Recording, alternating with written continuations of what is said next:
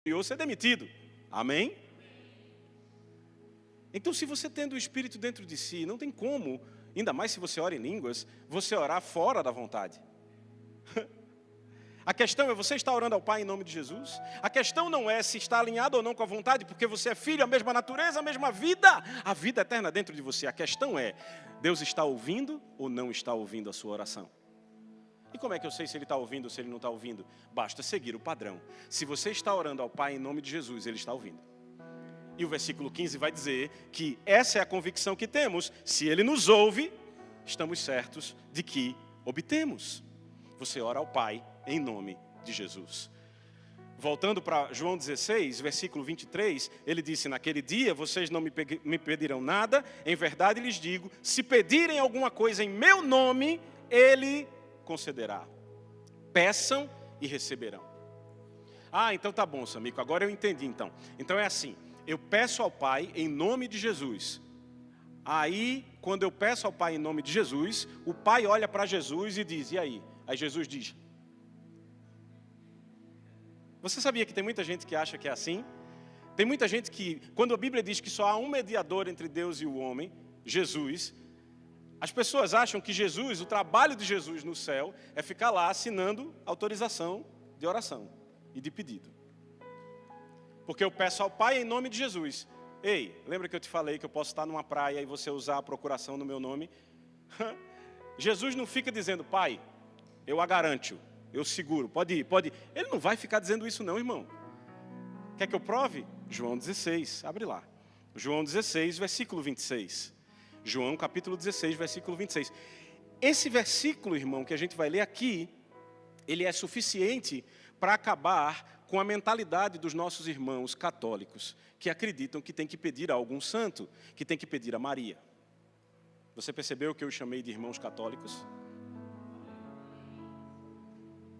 Você não está recebendo a revelação da palavra para colocar ninguém para baixo.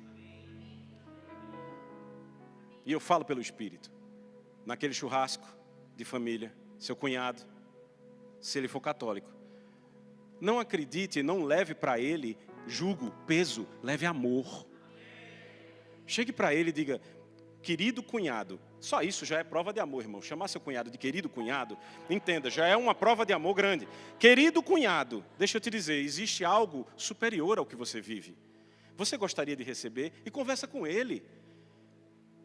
Sabe, o crente normalmente, por causa de tradição, seja lá do que for, ele tem a tendência, porque descobriu uma coisa maravilhosa, ele tem a tendência de achar que quem ainda não descobriu não merece estar no lugar dele.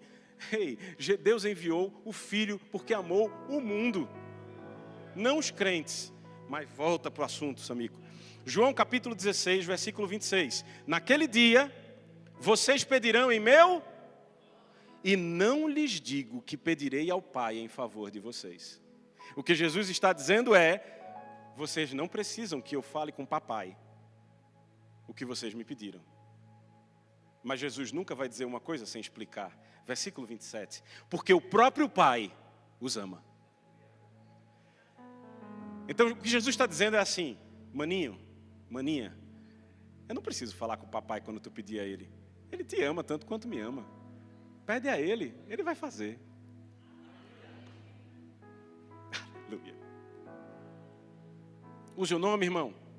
Você só precisa ser ouvido. Então, quando você usa o nome, ou seja, quando você age em nome de Jesus, você está agindo legalmente. Existe um amparo legal ao que você está fazendo. A procuração foi assinada. E deixa eu te dizer, Deus não vai analisar quando você usa o nome de Jesus se você tem ou não fé, porque você é filho nascido de novo. E Romanos diz que Ele repartiu a cada um a medida de fé. Então fé você já tem. Agora você está usando a ferramenta.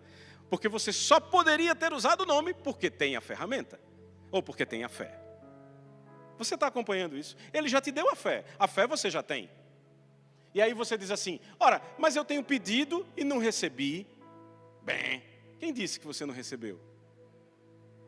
Eu vou perguntar de novo. Quem disse que você não recebeu? Sabe quem disse que você não recebeu? Você. Não sei se você já passou por essa experiência. Ah, vou fazer um pix para você. Aí a pessoa diz, já fiz o Pix aqui, você vai ver no banco, ainda não está. Aí você faz, não caiu ainda, peraí, deixa eu atualizar o aplicativo. Rogo-vos, pois, pelas misericórdias, que apresentei o vosso corpo como sacrifício vivo, santo e agradável a Deus, que é o vosso culto racional. E não se conforme com o Pix que não caiu, mas atualize o aplicativo, ele vai aparecer. Ah, eu orei e não recebi. Quem disse que não recebeu? Você. De fato, você acabou de perder o que você orou para ter, porque disse que não recebeu. Você acabou de cancelar a bênção que estava a caminho, de fato já tinha chegado, mas estava a caminho da manifestação, porque você disse, eu não recebi. Irmão, não tem diferença de tempo quando você ora ao Pai em nome de Jesus, é na hora. Exatamente na hora. Já recebi, já é meu, isso é a fé. Agora você vai trabalhar o bom combate da fé para a manifestação do que você já recebeu. Primeira coisa, para de dizer que não recebeu. Já recebeu. Abre lá em Miqueias. Eu garanto a você que sua Bíblia tem. Miqueias capítulo 4, versículo 5. Miqueias, capítulo 4, versículo 5. Ainda tem páginas sendo movidas. Foi a sua, não foi, meu amor? Miqueias, capítulo 4. Todos acharam? Eu quero ler com todos. Miqueias 4, 5. Por quê? Preste atenção. Todos os povos andam, cada um em nome do seu Deus. Mas quanto a nós, diga, está falando de mim, andaremos em o nome do Senhor nosso Deus, para todo sempre. Irmão, enquanto todo mundo segue os próprios deuses, nós andamos no nome do nosso Deus para sempre. Aleluia. A fidelidade ao nome é o que nos distingue e o que nos guia na jornada. Eu sou fiel a esse nome, eu ando. E deixa eu te dizer, quer você perceba ou não, você caminha no nome do seu Deus. O problema é que tem muitos cristãos que ainda não identificaram o nome do Deus sobre o qual estão andando, não se apropriaram disso. E Deus lá de cima olha e faz assim, ei, filho, por que você não está caminhando no meu nome? Enquanto aquele mundo perdido continua caminhando no nome dos deuses dele. Porque sabia que o mundo lá fora está caminhando nos nomes dos seus deuses? Do dinheiro, do poder, da fama. Existe uma profissão chamada influencer, irmão. Eu sou influenciador digital. Sabe o que, irmão? Eu sou influenciador digital. Oxe, eu achei que tu era alguma coisa e por isso tu influenciava. Tu é influenciador, entendi. Você entende? As pessoas estão andando nos nomes dos seus deuses. E aí vem a pergunta retórica, não responda. Você está andando no nome do seu Deus para todo sempre?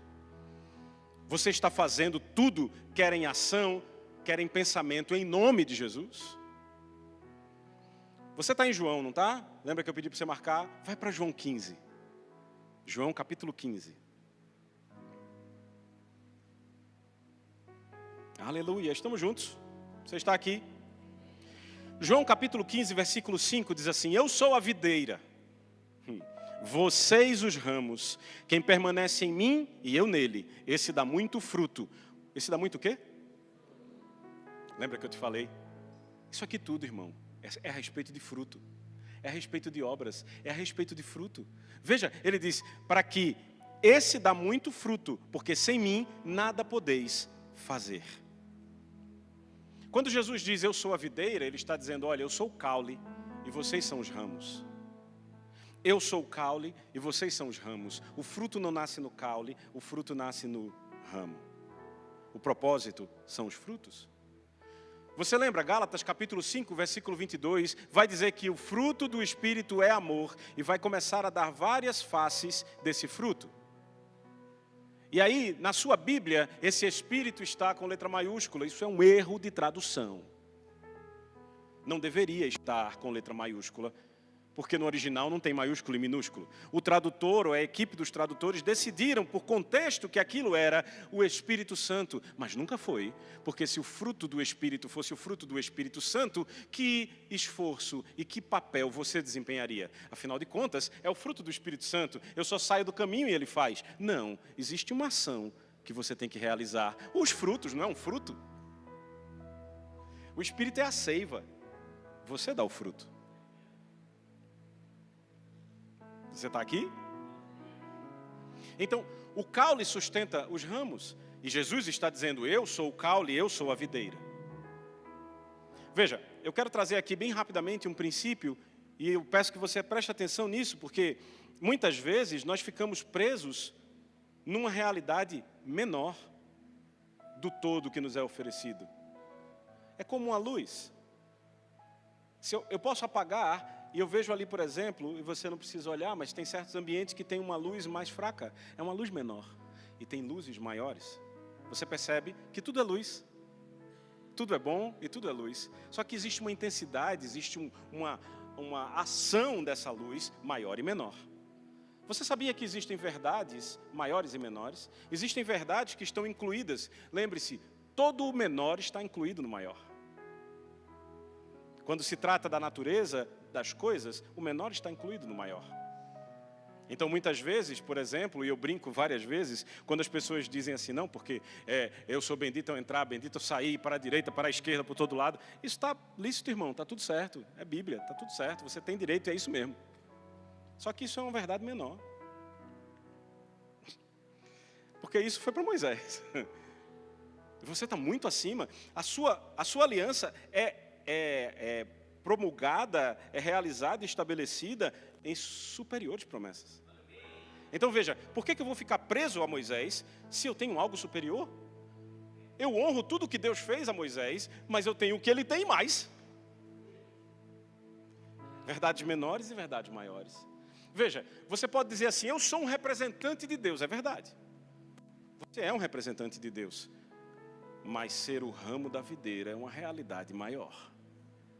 Porque uma pessoa pode representar Deus e não necessariamente, ou pelo menos dizer que representa, e não necessariamente ter a vida dentro.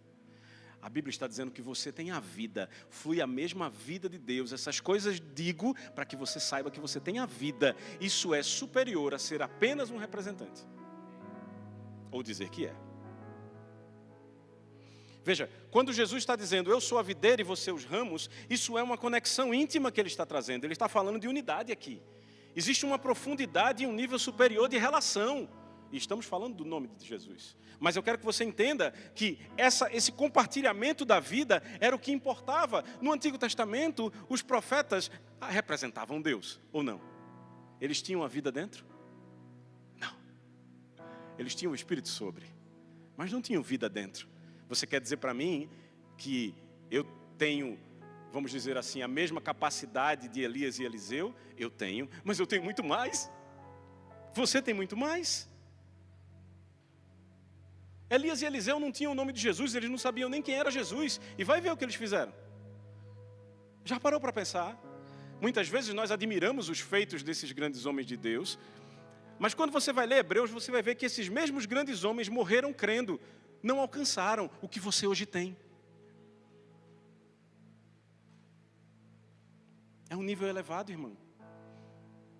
Eles não podiam dizer, aquele que se une a Deus é um só espírito com Ele, aquele que se une ao Senhor é um só espírito com Ele. Você pode. Você pode dizer todos os dias, eu sou um só espírito com o Senhor. Eu e o Pai somos um. Como Jesus disse, o Pai está em mim e eu nele.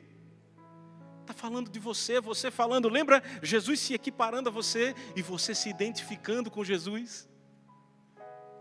Você precisa começar a ler a Bíblia dessa forma, se já não faz. Você precisa começar a se ver.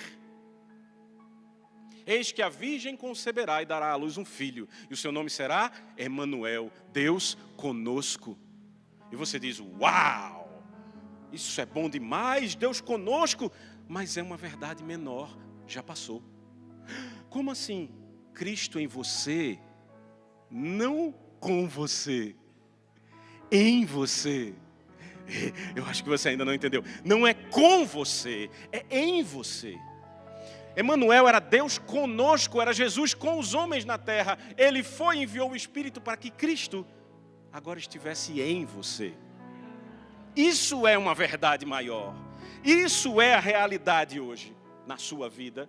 2 Pedro, capítulo 1, vai dizer que você é coparticipante da natureza divina. A mesma natureza que Deus tem, você tem. Quem está dizendo isso, Samico? Não, a Bíblia. Coparticipante da natureza divina. Abre em Salmo, capítulo 82.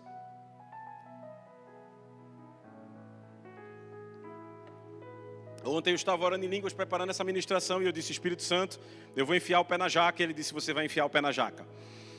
E eu disse, Espírito Santo, você é o responsável. Ele disse, é claro, se eu não fosse, eu não diria. Salmo 82, 1. Irmão, eu venho ministrando nessa igreja sobre mente e renovação da mente. Está na hora de você entender que certas coisas que estão aqui precisam estar aqui. Eu vou repetir. Certas coisas que estão aqui na palavra precisam estar aqui para que comecem a estar em cada passo que você dá. Porque se você não conseguir a tempo entender certas coisas que estão claramente ditas, não há interpretação mirabolante, xadrez 4D. Não, está aqui. Salmo 82, 1. Ouça e leia. Deus assiste na congregação divina, no meio dos deuses. Que deuses? Que deuses?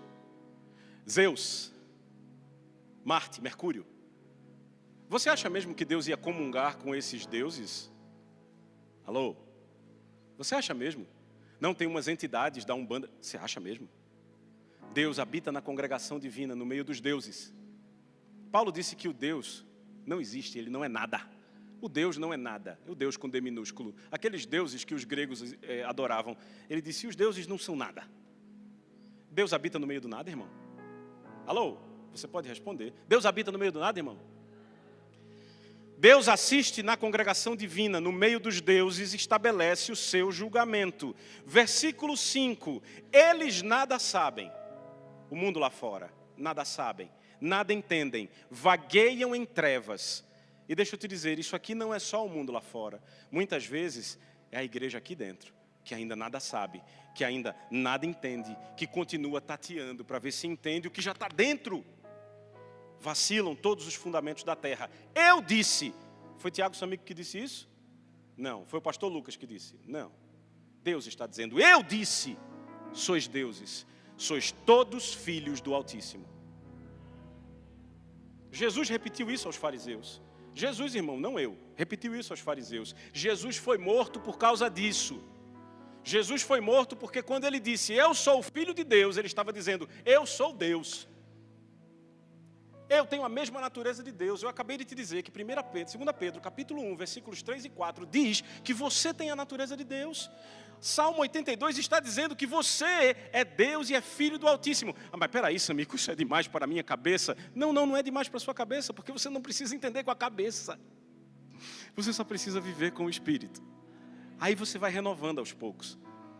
Não significa que você não depende do Todo-Poderoso. Não significa que você é superior a Deus. Não, 1000 vezes não. O que ele está dizendo aqui é que você tem a mesma natureza dele. Vocês são deuses, filhos do Altíssimo. Todavia, como homens, morrereis. Não faz sentido? Quantos sabem aqui que se Jesus não voltar, você vai morrer? Se Jesus não voltar a tempo. O problema não é morrer.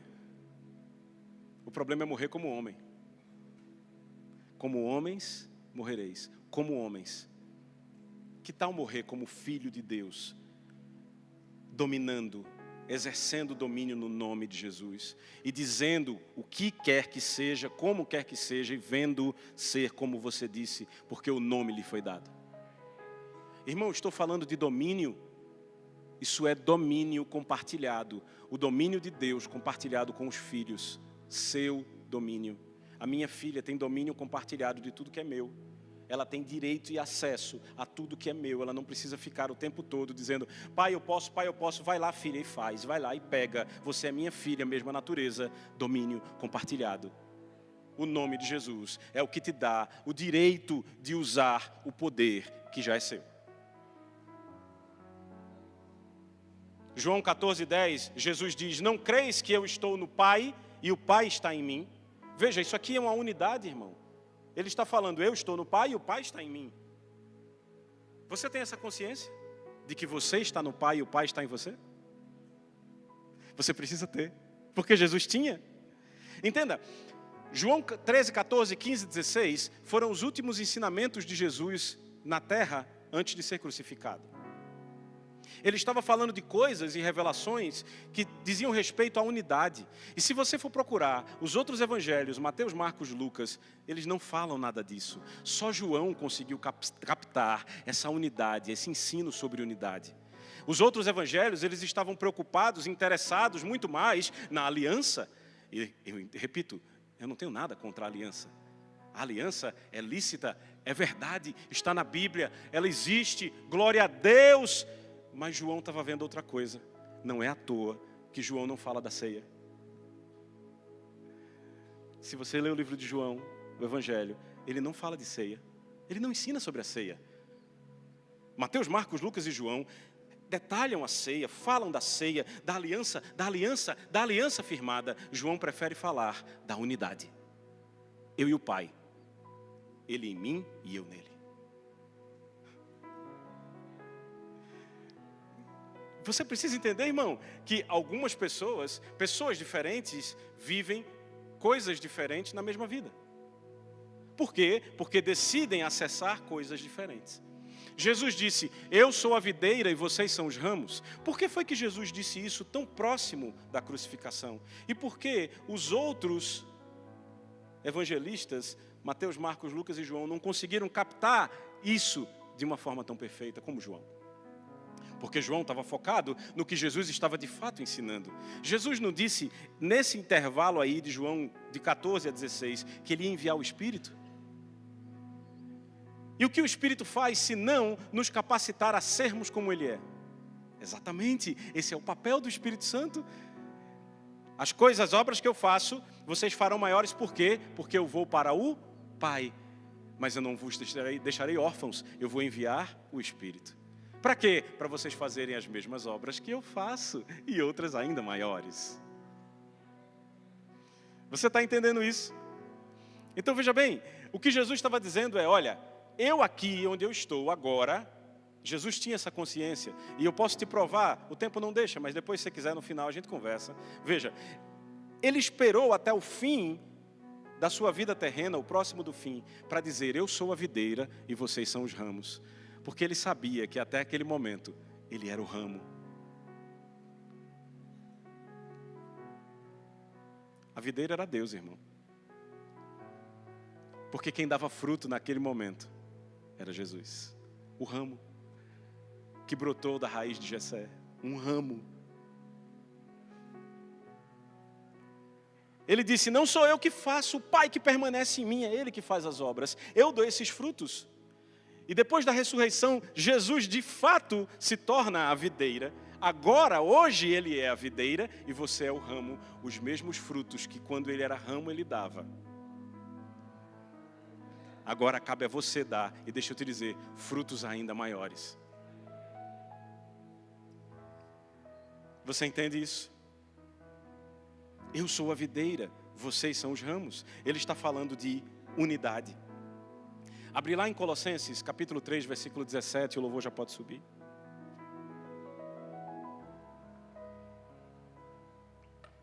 (3:17) de Colossenses. Diz assim, e tudo o que fizerdes. Veja, tudo é tudo. Tudo. E tudo o que fizerdes, seja em palavra, seja em ação, fazei-o em nome do Senhor Jesus, dando por Ele graças a Deus Pai. Por que em nome?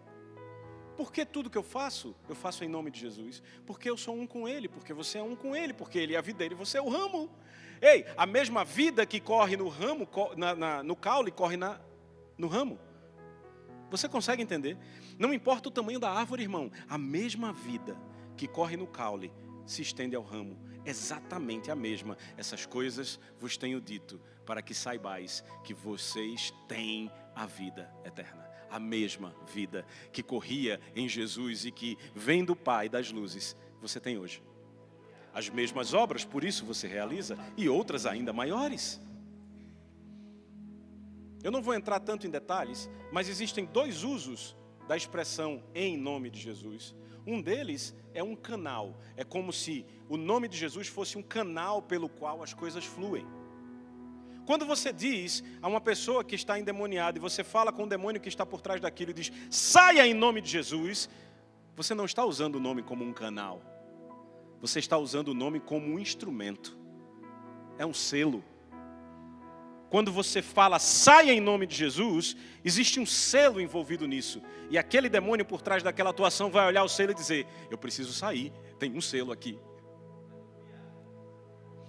Imediatamente, irmão, o reino das trevas investiga e faz, opa, selo, é melhor a gente correr.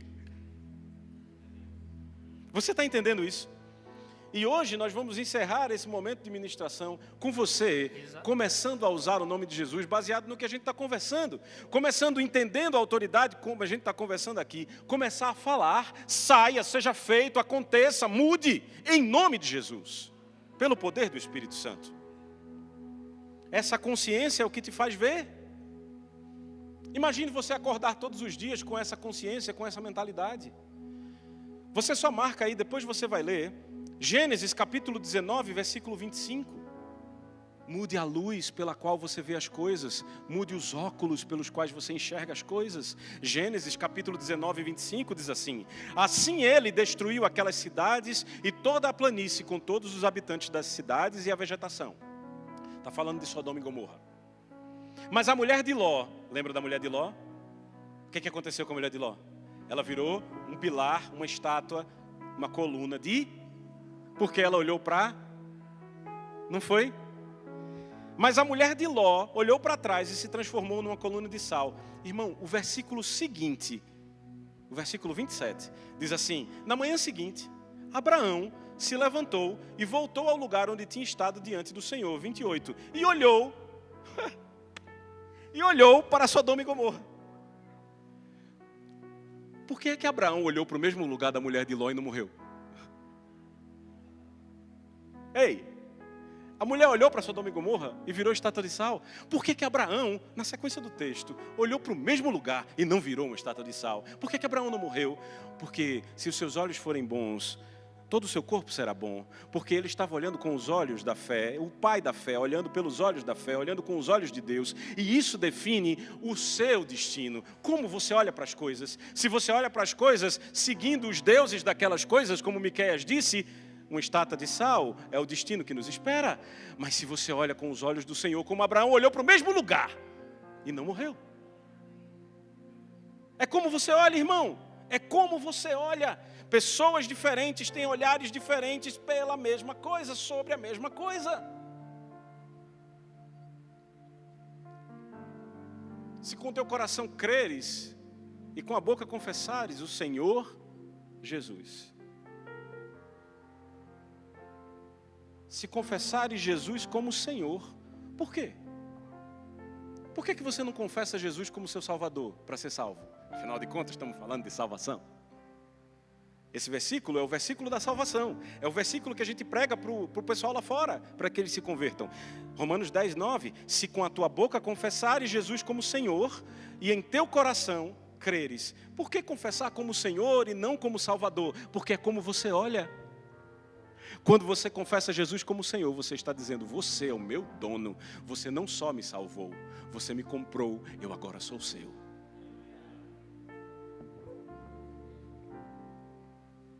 Uma verdade e uma verdade maior.